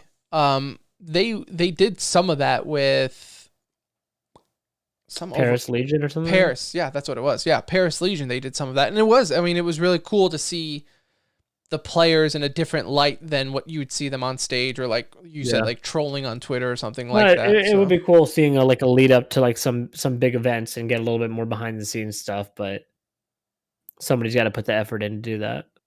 Yeah. Well, and it's like anything with esports or anything nowadays. It's like if the money's not there, then they're not going to do it, and it's just unfortunately, if you can't fit in a TikTok thing, half of esports fan base just don't have the attention span for it. So Yeah. there's that. No, looking forward to it though. Episode 2 of Hard Knocks is tomorrow. This year they are going to follow Arizona year round. So Arizona Cardinals will saw be there that. for the year. Yeah. So, hey, Kyler Murray, just talked about him a couple episodes ago. Wonder how much Call of Duty he'll be playing during the season. Definitely, boy, how Heard some awesome. funny jokes about that, like how they should like intro him holding an Xbox controller but using it to like change the media for the game footage he's looking at, but like it should open with him holding a That controller. would be and awesome. Man, if I they were could him, do I would some fun just, stuff with that if he wants to play I along would just, with it. if I was Kyler Murray, I would just troll people so hard with that. Oh yeah, just the whole you got your time. money. What does it matter? Yeah, like you're You'll have fun with it. Just- You're gonna have haters nonstop anyway. Yeah, yeah. So I do love it though. If you went back, we talked a little bit about it. So Kyler Murray had in his contract he couldn't have so much game time because he's a big video game player, big Call of Duty guy. But there is some warrant to it because if you look at his stats for when the Call of Duty drops, like so the season starts in September, Call of Duty drops in October, November. It is like a strikingly different. Like you could look to see exactly when Call of Duty dropped because his stats just take a hit. I mean, even like double XP weekends, his numbers take a hit on those. Like, it's pretty funny how they do Right. correlate. I don't know how much Who knows that, but it's still fun to who's see. he playing on those weekends? Is it home? There's a lot more factors, but I would like to think it's because he's just grinding double XP with the boys. Like he's like, guys, I would love to watch film, but I got a prestige. Double XP, yeah, that's not every weekend. We got to hit this shit now. Yeah. So There's 17 NFL games. There's only like 4 or 5 double XP weekends a year. These diamond skins ain't gonna come by themselves. Okay, I gotta work for it. So, awesome. Just good stuff for Hard Knocks. I thoroughly enjoyed it. All right, what is next on our all segment episode? Too soon. Yep, too soon. Too soon review of Multiverses. So this is, I keep saying DC's Multiverse. It's WB, so it's Warner Brothers. So it basically open up HBO and anything on there. Game of Thrones, DC Universe, their cartoons, like Looney Tunes, all that shit, Space Jam, all of it, right? I think Matrix would even fall under that. Their licensing is large. yes. It could be Smash level when it comes to roster size. Like they just have endless amounts of characters to pick from when it comes to fighters. Okay, so Multiverses season 1 I think actually just dropped today, so it's been in somewhat of like an open beta. I don't know if it's fully out right now or season 1 started, but they're still in beta. I don't know how companies do that nowadays, but season 1 did drop. They've already released 2 new fighters. Okay, so I know you're very picky on like, hey, I need new fighters, I need new content if you're going to be doing this kind of free-to-play style. I got a chance to play it. I did download it. It's a very small game to download, so I appreciate that. I gotta say, too soon review right off the bat, I kind of found myself enjoying it. You know, I like Smash, but, you know, we don't play it religiously. You know, we kind of play it at friend get-togethers. Like when the boys get together, you play Smash. Outside of that, I don't really play it. So I did find myself enjoying Multiverses. A couple of the pluses for me. It is slower paced. Yeah. I'm not the fastest mechanically on the sticks. I'm just not. I know my limitations there. So that is a little bit of a plus because it's not just bang, bang all the time, right? The other plus is it's more focused on a team play style of game versus a solo game, which again kind of benefits somebody who doesn't play a ton of these types of games. Right. I would rather get in with a buddy and like queue up with him or play with him. And then so for those who haven't played it, you know, unlike Smash or a lot of these platformer games, at Evo, they did do team. It was 2v2. And I think that is the way it's going to go forward because the game is just built. I mean, it's built for 2v2. The fighters have certain abilities that sync with other players. Like sometimes you can give them more armor. Sometimes you drop things to heal them. Sometimes you can grab a player and bring them back. You know, if they get hit and they're about to get knocked out, you can grab them real quick and bring them back into the zone. So, I mean, there are just certain abilities that can help out team play that are useless if it was 1v1, right? Yeah. So clearly the game was thought of as a 2v2 and it's fighter. nice to like make that a focus because that is a differentiating factor between you and your competition. Yeah, and they have like little perks. So the more you level up a character, the more you play as a character, you can unlock little perks, and you can have up to 3. So again, there's going to be like that meta and the composition, and maybe you and your buddies play this style, so you can adjust your perks and players to that. Or, you know, when you get into like a high level field and you know who you're playing, you can kind of counter pick against who they're playing with perks. So I do think on a surface level, it allows to be more creative than Smash, right? Where Smash, you maybe have 2 people that you play with on a high level, and outside of that, you play as them, right? It doesn't matter who you're playing with. There's not a lot of, you do have counter picks, but at the end of the day, like HBox is playing Puff. They're gonna play the same people, right? They're playing their same characters. You know, be damned who they're up against. I can see Multiverses on a higher level becoming a little bit more meta picked and counter picks to that that nature. So I do like that. As you did say, it is slower.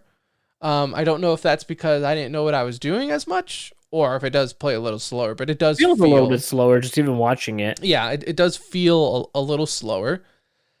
As far as like the platforming goes, I mean, look, if you like Smash, I think you would enjoy this. I know we have a friend, Ronnie, who won't touch it. He won't even look at it. If you even mention it in his presence, he throws up.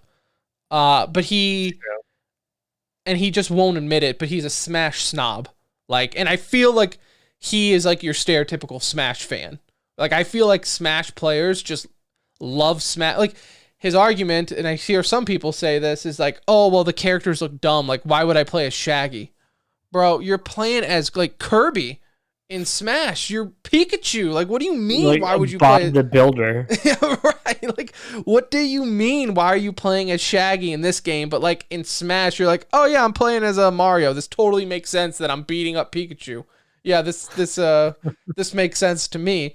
Like, that's such a dumb argument to have that, like, oh, I don't like the character selection. Like, what? Like, you're not even going to play the game to see if you like it? Like You're not even going to notice who you are. You're just going to know their Right. abilities. God forbid a game tries to make an original IP for platform fighters. Like, may God have mercy on their soul. So, I do think they are fighting that. They are fighting the die-hard, put on your blinders, you love Smash no matter what, right? So there's that. Breaking news for Multiverses. Canada just says in chat, who runs the esport arena out in a Florida city, he had a keyboard warrior win one of their weekly tournaments. That's insane to me. Insane. So Anuj, no excuse. I have a controller. I'm going to use my No controller. excuse. I'm not even going to try to learn I that game couldn't on keyboard. imagine playing that thing on a platform fight. I mean, a fighter in general on a keyboard, but that's insane.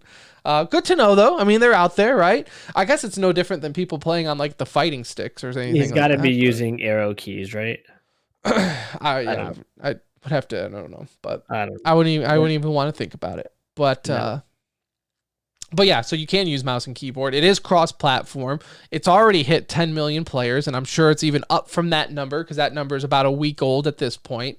It does have a really cool feature that I think every fighting game should have, and that is if you are playing locally. So like if you and I were couch playing, or remember when like people used to get together to play video games? Yeah. All characters are unlocked if you play locally.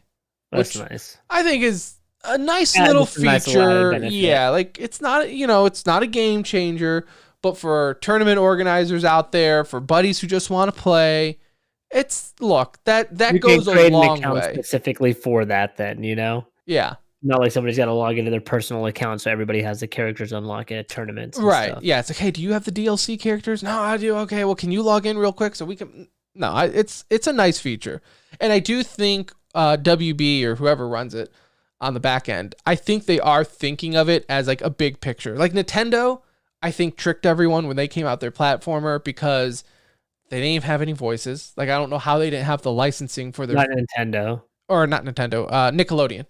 Yeah. Like how does Nickelodeon not have the license for SpongeBob's voice? I don't understand that. Or the Ninja Turtles and stuff like that. Like how do you not have licenses for your own characters' voices? That makes no sense. And then they kind of did one tournament but stopped.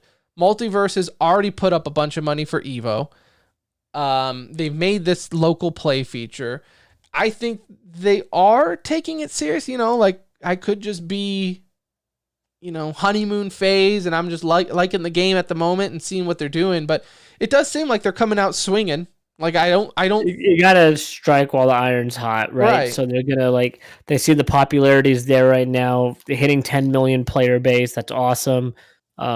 This is your chance to kind of take advantage of that and hope you can build off of it versus waiting for the decline and then trying to do something. Right. And Canada just says here a lot of Brawlhalla players from keyboard are coming over. So and WASD by default. Interesting. So that and that's good because Brawlhalla is kind of an older game at this point. I could see them moving over, having that fan base. They can strike hot while Nintendo's not really paying attention to Smash and say what you want. But Smash wasn't at EVO again this year. Yeah. And I know EVO isn't the end-all be-all for these events, especially on the Smash side, and you're going to get Smash fans yelling at me for this, but I do think that speaks volume. I do think if EVO is like, look, dudes, we can't have your game here because Nintendo makes it too difficult and blah blah blah. Like that doesn't look great. and Huge. if Multiverses is going to be there, that's a big deal, right? Like for up and coming players who are trying to achieve pro, they go where the money's at. And if there's more tournaments or more money involved with Multiverses, they're just gonna, I mean, that's just the nature of the beast, right? So I don't know. And it's not saying that you have to pick one or the other. You have a lot of Smash players playing Multiverses, right? You look at Mango or HBox, they're playing it as well on stream. But what I'm saying is I think there's enough room to where you can have both. You can have both in the world of esports. So either way, I enjoyed it. I did enjoy it. I wish we'll have to hop on this weekend. We will have to play because you and I have not played together yet. We will have to play. I hate it that our Smash friends won't even think about playing it because the fact that it only requires 4 people to properly play and we always have like our group of friends on, like, guys, this is perfect for us. Like, just shut controllers is the problem. Shut up and play. Like, I mean, yeah, but they could do they could. There's ways around if they really wanted to. They have a USB hub for their Switch. They just plug that in and they can use a GameCube controller on the PC. Yeah. So I mean, they do have controllers. It's 2022. We can find ways to make that work for them. I honestly don't think they want to play it in fear that they're not going to be good at it. That's what I think. Because I mean, it's going to be hard to convince them, but we can enjoy it. Yeah, like I said, and I don't think it's going to be, it might not be anything we add into our normal rotation, but if we're like chilling and we just want to dick around, hard around, yeah. If we're fine with low MMR, which it will be for us, so, 100%. For me, it'll be, bottom feeding. I'll be silver. Yeah. Post update. Yeah. So, Multiverses, though, I think my too soon review, I give it a thumbs up. It's worth your time if you're into it. I think that's it. Is that everything? I think that's everything. Shout out to segments that we didn't do. Championship Sunday.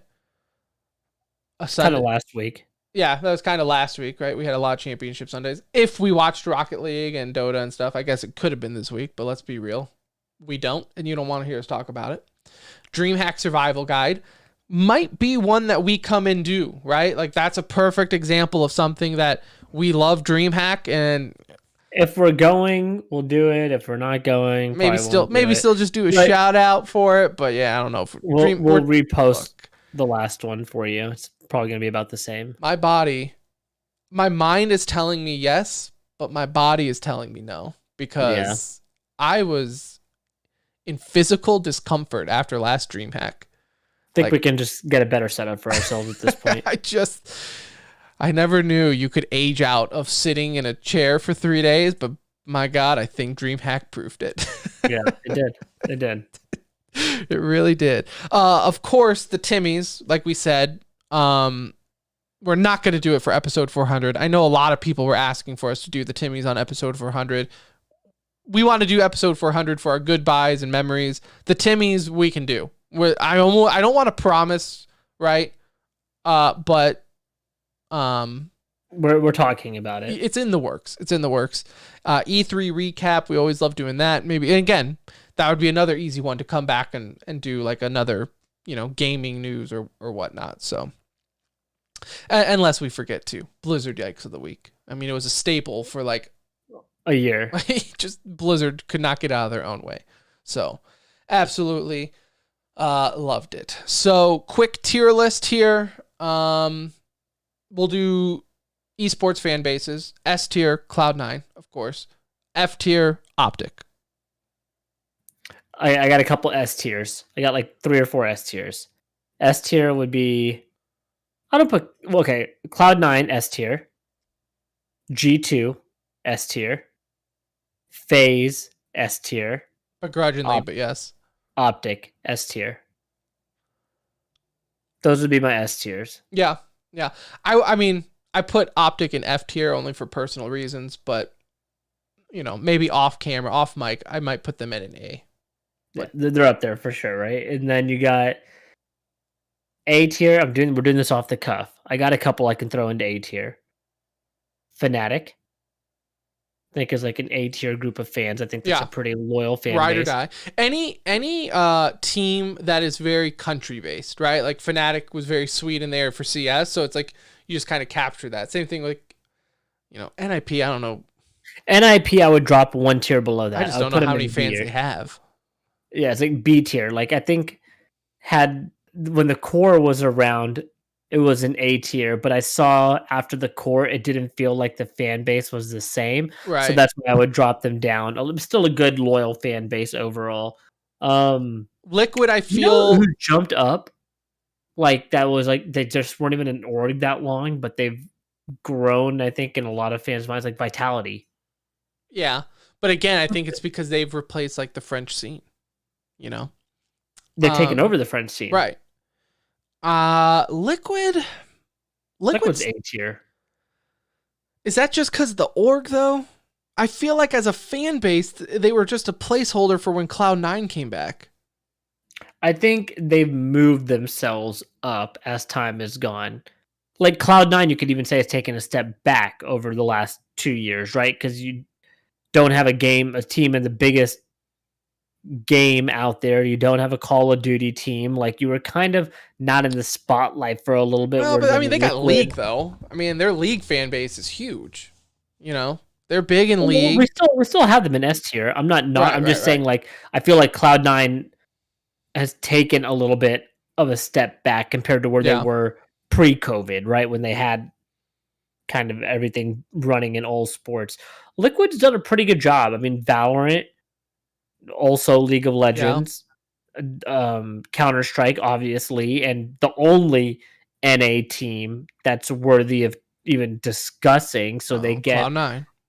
Extra hype from the NA fan base. Like you have become a Liquid fan in one sense or another. I mean, by default, you didn't have a choice. Default, like in Counter-Strike, right? You didn't have a choice. So. Liquid would at least be like I would put them on like Fnatic kind of level of fandom. Yeah. Like better than Nip, I think. I'm gonna say any Brazilian fan base, hear me out, is like a C, maybe a D tier, because they have no org loyalty. They are a national for Brazil, S tier, right? But from an national org fan base, player loyal, right? They're loyal to the player. They are jumping ship if those players leave that org, though. So from a, if you're looking at nationality, you're S tier. But from an org fan standpoint, like, yeah, you guys move on. SK, MIBR, it doesn't matter. Whoever's got your favorite player, that's fine. There's nothing wrong with it. I'm just saying from an org standpoint, like it's hard to be like, oh yeah, man, MIBR is such a dedicated fan base. Well, no, because that same fan base was dedicated to SK or, so it's just difficult from that regard. Like Cloud9, as soon as they signed the Gambit roster, the Cloud9 fans like flocked right back to CS and said, hell yeah. Where would you put okay, I'm going to give you two teams, okay? I want to hear where you would put both of these. Okay. 100 Thieves. And hold on, I'm going to give you the other one as well. It was 100 Thieves and Astralis. Does Astralis have fans?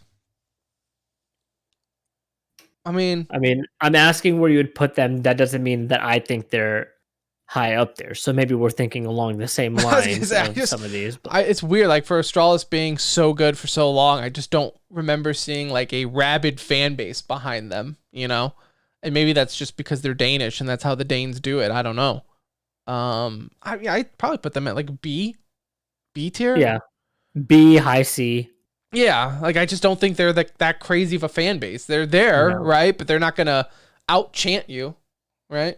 Like they're not going to out-chant Renegades, right? In the sense of if it's an Australian event, like you're going to see. I would say, and 100 Thieves. I like that org so much, so it's difficult.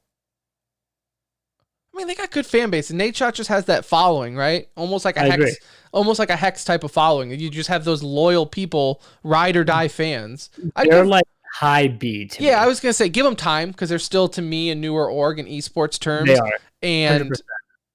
I don't. Admittingly so. Maybe if we have a league fan, if Joey was in chat, he could tell me what's the vibe for 100 Thieves on the league side of things, right? Like High B, low A is like a pretty good Yeah. rating for them. I would put him being at as they are. B. If someone who paid attention to league was like, oh no, everyone loves them in league, then I'd give them an A tier. But I just don't know if they're, like in league, they just seem to be like, I see them in league and they stand out to me. They're like, 100 Thieves as a league team. Like, that's weird, right? But again, that could be my ignorance talking here because I don't follow league. I'm going to give you 2 more, and then I think we should probably Wrap it up. I'm going to give you 2 more, though, that I'm curious about. Okay. Navi and TSM. Navi, A tier, especially with like, it doesn't sound weird, but with the war going on, I feel like they've really, like the Ukrainian fans have just solidified that as like almost like and a pride they thing. turned the tide on that. Like, they were very much not liked in the earlier Counter-Strike days because Right. they were like the foe for a lot of people, Right. But yeah, Navi I would put up there, and then TSM, I don't know. I feel like their fans are like, Well, What? remember they have like those I mean, I guess they're ride or die, but like toxic in a way, right? Like they rub why do I people get wrong. that same vibe? Yeah, like I get that same kind Because of you vibe. constantly see it on Twitter, like them just dogging on people. Like it's just not like still a loyal fan base, but in terms of like strength of like how unified I think they are, they would be like high C. right. Like they're not. You have like some who would just like them for the trolling sense. Some, Yeah, blindly just. I don't think they're the high best C. quality. Navi They have quantity, but not quality. Navi for me would be like high B, low A. Yeah. Somewhere in there. Yeah. Like I said, just with the war, it just seems like Okay, so actually, before we get out, we gotta throw somebody in F tier. So what do we got here? I mean, if I was being like dramatic about it, I'd say Optic because they suck. I'm gonna give you one. Org wise, Luminosity and CLG. Again, CLG to me is F tier. I don't like CLG only for the fact that if they really are trying to like because Luminosity's fans had to have turned on them after they got rid of the legendary Counter-Strike roster, right? Right. They gave away, couldn't work out a deal with. Actually, that also might have been a shady thing that like that org did. I remember looking back at the time, it was like a weird. But either way, Luminosity got shafted there, and they might have done the shafting themselves. And then also their Valorant roster, like they kick people like it's a trendy thing to do, and like are constantly kind of flipping somebody around. Now I don't think they have a team anymore, so that would be the ultimate thing. But I would put Luminosity, and then like CLG. Like if you're a CLG fan for this long, that's what I'm like saying, bro. weird. That's what I said. Like if you're CLG and you get partnered, just know it's only because you know where the bodies are buried. It has nothing to do with you as an org or you as a fan base. Like You were on the lower end. You are that org that shows up to like the CEO org party and everyone's like, oh shit, CLG, you're still around? Like what? Like they're at the owners meeting and everyone's like, who the hell are you? Yeah, like, what are you still doing here? They're still looking at their badge, like seeing if it was CLG or not. Yeah, I'd say that's probably a comfortable F tier as well. So Yeah. There you have it. A quick little impromptu tier list. All right, let's hit up eNews. We are going to speed run through eNews because this is already really have to. it's already past our bedtime, and I can already know my wife is going to be like, "What took you so long?" We'll highlight more of this stuff in 401. Here, babe. If we were in Saudi Arabia, all right, you would not be talking to me with that tone. All right. In CSGO news, Refresh joins Sprout as IGL. Shout out Sprout, never given up. MIBR adds Henny, or Hen1, however you want to say it. Vitality signs Spinks. Masuda departs. So we were always talking about what that player was going to be on Vitality. Masuda. Shocking. No, Who else really, is right? it gonna be? Yeah, I mean, I think you even mentioned it. Like he's just the weak link. Like, sorry, It's bro, like sorry, dude. You're like the fifth man here. you're out. And Simple is in doubt for the upcoming Blast Premier Fall groups. Head Trick will, I think, coming from their academy team, Correct me if I'm wrong. People tweeted or Instagrammed or whatever that like big announcement coming soon. So I thought that was already supposed to happen, was it not? Like, didn't he put a Already date on it? okay. I don't think it did happen though. Is the thing. I don't know what's going on there. Yeah. But anyways, he's in doubt for fall groups for Blast. So there's that. In Valorant news, Misfits Gaming Invitational $20,000 prize pool. I think this will be one of the first of the off season. So as we've talked about that, they did an absolute quote tweet of a just sniper shot into Jason's forehead. As they basically said, hey man, we would love to have you. Can you ask your girlfriend or your wife for permission? Like, bro. They like 300 like kicked him as hard as they could in the chest with that. No, like here's Just- it Jason was R. just out of left field. Jason R is enjoying his day, probably eating a nice little bowl of oatmeal in the morning. Oh, I got a Twitter notification. What is this? And like, Oatmeal and reading the Saudi news. right. Jason R is like, I'm moving over to Saudi Arabia, man. Esports is big over there. Women can't do anything. This is great. Freaking Misfits Gaming is not playing around with that one. No. 2023 season will start mid-February, goes on till about September. Look, people were upset about this, Anuj. They don't listen to the show because this is exactly what you and I have said from the beginning. It's going to be 3 international teams or leagues with 10 teams apiece.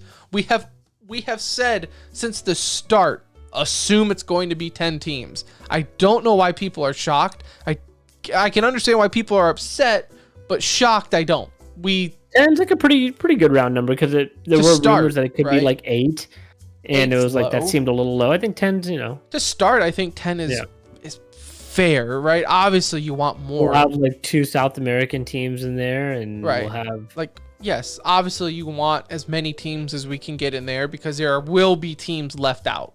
Like there's just no doubt. But so that being said, I'm sure as soon as Champs is done, we're going to be hearing teams on who's partnered and who's not at this pretty point. quick. Yeah. And we already talked about the Stewie coming back there. Maybe we see him coming to Cloud9, right? That would be interesting. They were the ones joke tweeting about it, bringing back the Last Dance with the original major winning roster here in NA for CSGO. So why not? It would be, you know what? It's not gonna hurt. Fuck it. It's not gonna hurt. Just do it. You know what? Because Cloud9's getting partnered. Your team didn't even get out a last chance qualifier anyway. This is what I say. You're gonna get partnered because you're Cloud9, right? That's no brainer. Cloud9's getting partnered. Why don't you just blow up that roster? You carry in this, Rush, Tarek, Stu, Automatic, and Ska for the off season. Popular team for year 1. Yeah. And then re-sign players when the free agency pool opens up with partnered teams. Just do it. Just go crazy. Go crazy. A lot of news in COD. 2023 roster rules. Free agency can sign August 22nd. 3-year deals are allowed. Just over $55,000 league minimum, and at least 50% of prize pool must go to players. All seems reasonable. I don't see anything wrong with that. Everybody is a free agent. I know you're going to mention the Rocker getting, cleaning everyone. house, and Crim's a free agent. Everybody is pretty much. I mean, if you've been on Twitter today, you have seen If you 50 plus names listed. If you'd have the Juked app downloaded, you probably muted Call of Duty news because it was non-stop. No, really, there was there's a lot of free agents, and I think the Mutineers released their whole team as well, if I'm not mistaken, and so it's gonna be a wild free agency. Yeah. On Overwatch news, Jane, was reported missing. He was found. He did tweet that he is alive and well. And well is kind of a 50-50. As well as he can be, He's alive. He's alive. He basically put a shout out saying, if anyone in Canada wants to put up with me, let me know, and I'll... Yeah, like if anyone needs a roommate. I mean, sad situation. You know, you hate for people that are... He's obviously struggling with something. Right. Look, and I hope he does well. He's talking about possibly streaming, maybe coming back to Overwatch, but buddy, for the love of God, if your mentals aren't clear and that's what you want to get better, you stay the fuck away from Overwatch. Yeah. Let me tell you that. It's not going to help. Trust Let me. me tell you right now, you don't touch Overwatch if you are not mentally prepared. Now, FPS news, Quake World Champions this weekend. QuakeCon is online again, but QuakeCon is this weekend. So, they always, look, join their Discord, join the QuakeCon Discord. Shout out to them. They always put on a fun weekend for online events goes. Battalion 1944 was the original, right? Whatever it was, yeah. Something like that. Battalion goes free to play. So that was like a hot minute there of anticipated game, but basically the next big esports. They were the next big esports. They got bought by Square Enix.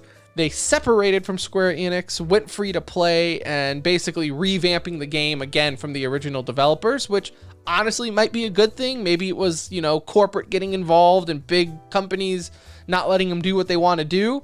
So who knows? Maybe Lex makes a return. Your boy Lex. I'm just happy 3 years later, I finally get to say I told you so. And you can't because he blocked you on Twitter. Well, he didn't block every account. We'll have to talk about that next week as far as like beefs that we've made over the show. But you beefing with Lex on Twitter has to be my top. One of the more random ones. Yeah. Well, it was just funny because it was at the time that was when I think when Valorant was first kind of really announced. And no, I shit you not, in Lex's Twitter profile had like 4 different games that he was quote unquote pro in. He was like free agent professional player for Counter-Strike. I think maybe Apex Legends, Battalion, like Valorant. And it's like, bro, you can't just, hey man, I'm a free agent for anything. You just call me and I will sign that contract. And he just didn't like being told that. So he blocked a Nuge. But you got the last laugh because he was very adamant that Battalion was going to be the next big esport. And he quit whatever game he was playing at the moment to play it. And you were like, no. Don't do that. So please don't cash your checks right now. Right. So you were right. You get the last laugh. Sad news for the Halo world as the Kansas City Pioneers have parted ways with their Halo roster. So they joined the likes of BBG, Exit, Torn HQ in the past month. And look, this was a big one because Kansas City Pioneers, they were like one of the smaller orgs, but always supported Halo. Like they tried for very bitter about not getting partnership, like that left a bad taste in their mouth and showed a lack of support. Look, 343's fault. They weren't leaving. They didn't want to leave. No. And this is they're doing the players right. They are paying the players while they try to find them a new home. So that's doing right by them. But they pretty much said, it's like, yeah, when we didn't get partnership, we looked at the numbers and we couldn't do it. It didn't make sense, right? Basically they were only getting money from winning or, whatever, but 343 is dumb. They're just dumb. They killed Halo. Faster we could than, thank them for that. They've killed it. Like so fast. In Dota news, haven't said that very often, but Team Spirit did defeat PSG LGD in the Arlington Major. So we'll do a shout out for the local events. From what I saw, I did watch a little bit of this actually. They looked pretty good. Obviously I know it wasn't ideal with how some teams weren't able to show up, but it looked good on stream anyways. Mango defeats HBox Blast in the past at the Super Smash Con, becoming the first ever 3-time champion. So obviously with the liner, shout out Mango. Popped off. It was actually awesome to see again. Like to see Mango and HBox back at it. Melee hasn't had them back in the finals for so long. Like you said, that's the thing. Just having them two up against each other was enough. Yeah, like that's all you need. The outcome didn't matter in that situation, Yeah. Happy 35-year anniversary to Street Fighter. So I know they've released a bunch of new details for their new one. So still barely older than that. That's kind of sad. Right? You could have been pro. You could have been like a lifelong Street Fighter player. In other news, Team BDS defeats G2 4-1 in the Rocket League World Champions out here in Fort Worth. I really wanted to go to this event, but unfortunately just getting out to events just just didn't. Hogwarts so look guys, next episode is our last episode, and I know we've been trying to not give you exactly reasons why, but if we're being honest, it's because February 10th, Hogwarts Legacy releases, and That's all we're waiting on. we just quitting the show, got to make time to become a wizard. So You got pushed so far back. I'm okay with it though. I got enough things to get me there, right? I just don't cancel it like if you do so many games nowadays. I would have loved to have it during Christmas. I would have loved to have played that at some point on my Christmas break. But you know what? Oddly enough, I saw a clip of Battlefield the other day, one of the older Battlefields, and I was like, I'm so upset the new Battlefield sucked. Because I really wanted it to be good. I just wanted a casual shooter that we could all play on and get like 10 people and just dick around on. And it sucked, and I was so upset about it. So now, like, anytime a game delays, I'm like, take all the time you need because I don't want you to suck. But like, fix it then if you're gonna do that. Well, yeah, I mean, right. Like, don't delay it and still bring us a shitty product. You might as well give me that the first time. Right. Rest in peace to Heroes CCL, as coming from the Heroes Hearth and the Wisdom Gaming crew and all them. If you're familiar with it, they were one of like the last TOs out there who organized Heroes of the Storms tournaments. They just finished up their season and basically called it quits. Right? They literally, it's like a couple days after their season finished up, said, "Hey, we're done with HOT, so we love the game, but we just obviously, like, for so many things and financially it doesn't make sense." So That was our last segment right there with In Memoriam, actually. there you go. In memoriam for Hero CCL, but really HOTS, because that shit is dead. So Dead. stay hard to HOTS. Hardly knew thee. Actually, I knew you very well. I loved HOTS. So I hate that Blizzard killed it themselves, but what can you do? What can you do? All right, well, there you have it. That does it for $3.99. Look, it was a long episode. We knew it was going to be a long episode. We had a lot to talk about. Wanted to get everything out of the way. For episode 400, which is next Monday night. Mark your calendars, boys and girls. Maybe we'll try to do like actually start at 8:30 just to get in a little earlier. I think we'll definitely do that. This was a little bit of a one-off in starting this late today, so we will get it started on time for next week. Yeah, that way we can get as many people in here before bedtime and say our goodbyes and do all that next week. But for now, follow us on Twitter at The Center Ring. Join the Discord, iTunes, Spotify, like it, review it, whatever, to make sure we live on into perpetuity. Because look, we will be back, just in a different way, right? So that's all for then. But for now, for Anuj, I'm Tim. We'll see you later. Love your face. Bye.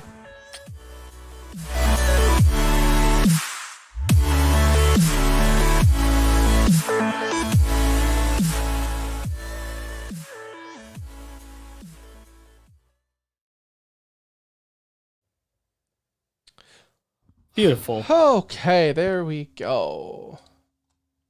All right. I'm sure Morgan's gonna be like, "What?" James Noman, Persog from Brazil, lovely. Thank you all As for we just joining today. trashed on all your fan base. Sorry about that. I know you probably came and left. Can't anybody else that joined? Appreciate you Look, guys. I said it properly. The Brazilian fans are, without a doubt, the best in esports. It's just from an org standpoint. Yeah. Well, I'm talking about the fan base as a whole. Fan Right. base as a whole is one of the best, Yeah, I mean, it's if not the best. like that Rio Major. They're S tier. Yeah, the Rio Major is going to be must-watch esports. Oh my god. It's going to be great. All right, speaking of great, my 8.5-month wife is still awake and actively texting me and crying watching her old dog videos right now, so I'm in for a mess. But this was beautiful. Yep. Love you guys. And Tim, I'll be on tomorrow. All right. Okay. Peace. Later. Later.